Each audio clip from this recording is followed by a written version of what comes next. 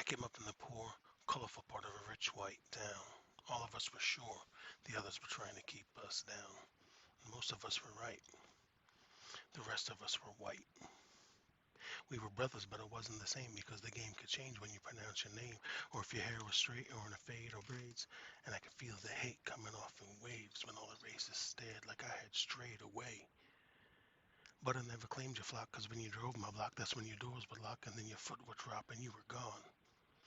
And when I was in your shop without a dime to drop, it wouldn't make you stop and want to call the cops, cause I was blonde.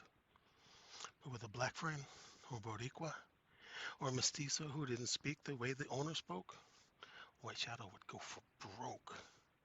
He'd be dusting and cleaning and nonchalantly leaning in every aisle that we were seen in, always believing we were scheming. Or maybe it was hope. Because with depression as a philosophy, ain't no question all the prophecies are designed to self-fulfill. In any position of power you hold, your primary mission is pressing the mold. Keep pushing till they fit the bill. And my brothers had more skin in the game.